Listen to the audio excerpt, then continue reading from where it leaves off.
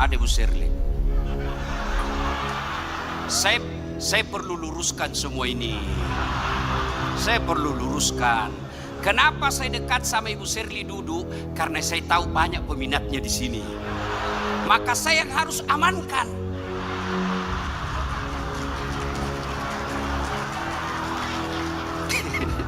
Saya ingin berpantun. Tolong ucapkan cakep. Ibu Sherly naik perahu. Yang penting kita bersatu. Ibu Sherly naik gerobak. Yang penting kita kompak. Ibu Sherly masih janda. Urusannya Pak Menteri.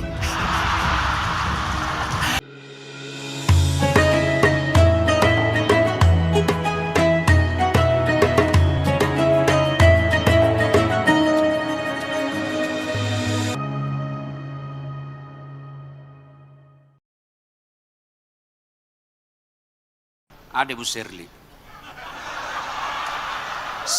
Saya perlu luruskan semua ini. Saya perlu luruskan. Kenapa saya dekat sama Ibu Sherly duduk? Karena saya tahu banyak peminatnya di sini. Maka saya yang harus amankan.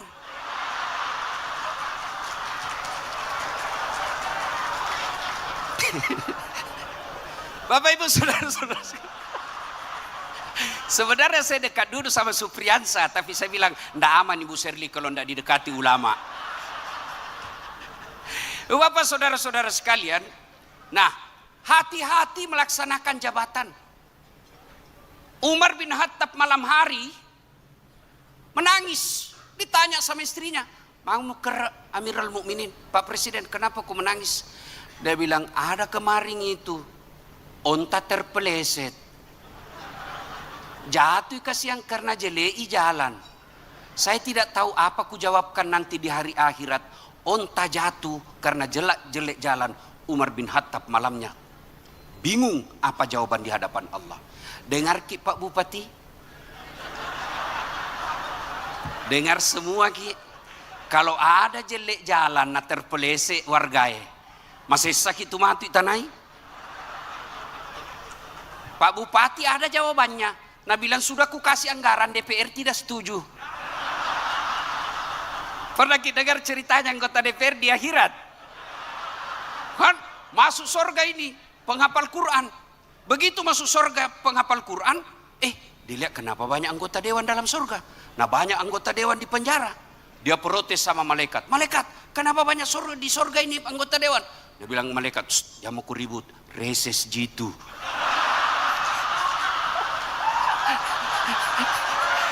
Sebentar lagi dia balik di tempat.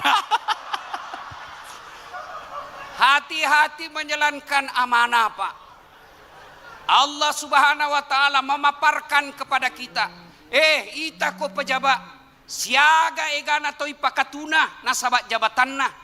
Mencaji bupati cepuk duitnya, habis duitnya ratusan miliar, hanya akhirnya masuk penjara. Allah telah memaparkan banyak OTT, dan saya yakin mereka yang ditangkap itu tidak sedikit uangnya habis untuk jabatannya.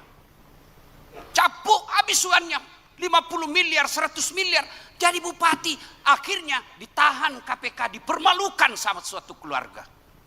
Silus suruhku manang, engkau mencaji pejabat, ritanana tawe, ajak mu pakasiri yogi.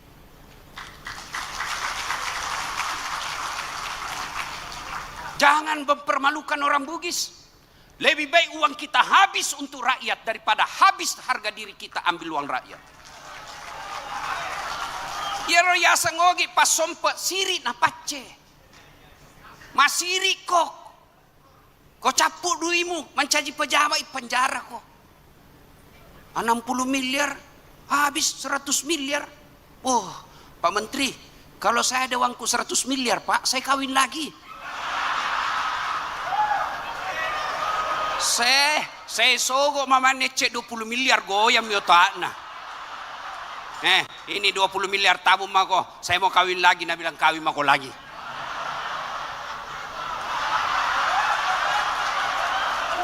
miliar Pak. Masih ada 80 miliar. 10 miliar saya pakai pergi bulan madu. Keliling Eropa masih ada 70 miliar Pak. Saya bangun sekolah 20 miliar, bagus mintu. Saya bangun masjid 20 miliar, bagus sudah itu Pak. Sisanya modal kerja duduk-duduk saja masuk rekening. Maka keliru kalian yang diangkat jadi pejabat. Lalu jabatanmu memasukkan kamu masuk neraka. Adakah orang yang lebih bodoh dari itu? Maka wajar ketika Allah berfirman, sungguh manusia bodoh lagi menganiaya dirinya. 2. Hati-hati menggunakan lisan. Hati-hati menggunakan lisan.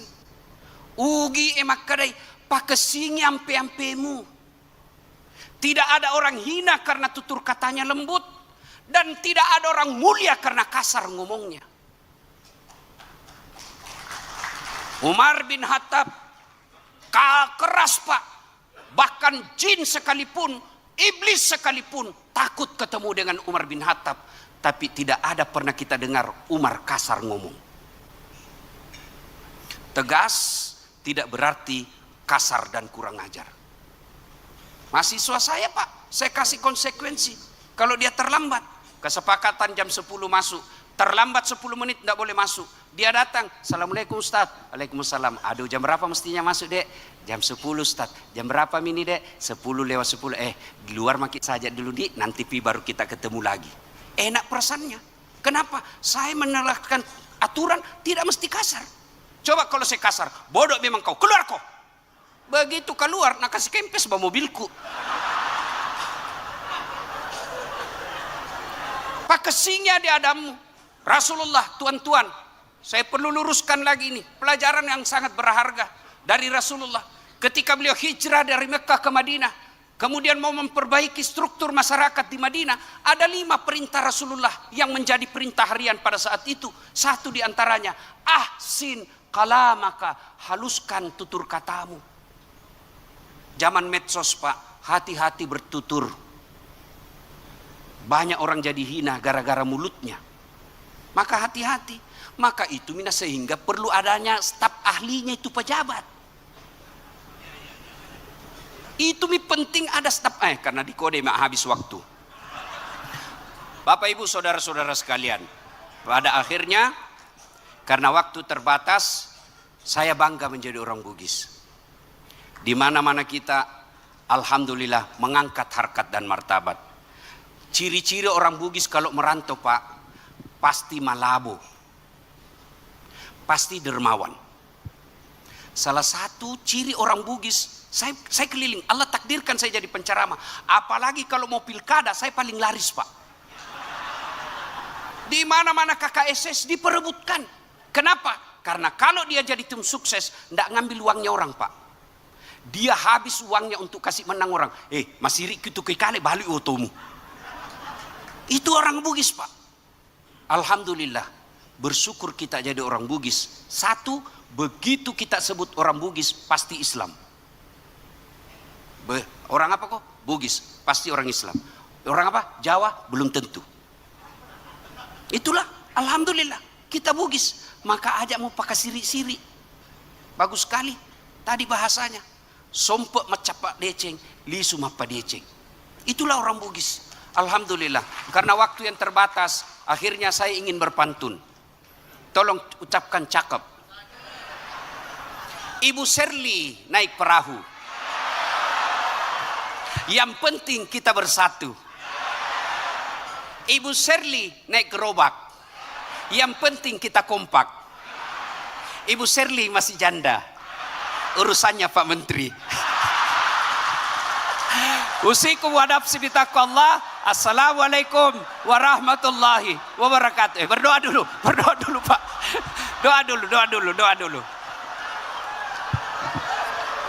Kita berdoa dulu. Ini tidak boleh tegang, kita harus senang-senangan. Kita awali dengan mengirimkan suratul Fatihah pada Rasulullah Muhammad sallallahu alaihi wasallam. Khasiat dan keutamannya kita ikhlaskan untuk leluhur-leluhur kita, suku Bugis Makassar yang wafat di perantauan. Mari kita kirimkan suratul Fatihah. Ila hadratil Nabi Mustafa Muhammad.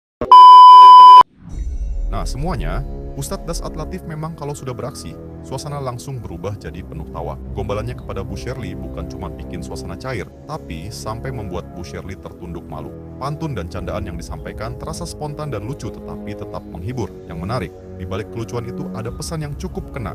Ketika Ustadz Dasat mulai menyentil para pejabat, dari DPR sampai bupati, soal kondisi jalan yang rusak, kita jadi diingatkan bahwa humor juga bisa menjadi cara menyampaikan kritik. Jalan rusak bukan sekadar bahan bercanda. Bagi masyarakat, jalan adalah akses untuk bekerja, berdagang, bersekolah, berobat, dan menjalani kehidupan sehari-hari. Jadi, kalau pejabat bisa ikut tertawa ketika disindir, semoga setelah itu juga ikut bergerak memperbaiki apa yang memang menjadi tanggung jawabnya. Nah semuanya, itulah pembahasan kali ini. Semoga apa yang disampaikan bisa memberikan kita manfaat dan pelajaran baru untuk kita semua. Jangan lupa untuk like, komen, dan subscribe. Sampai jumpa di video berikutnya. Wassalamualaikum warahmatullahi wabarakatuh.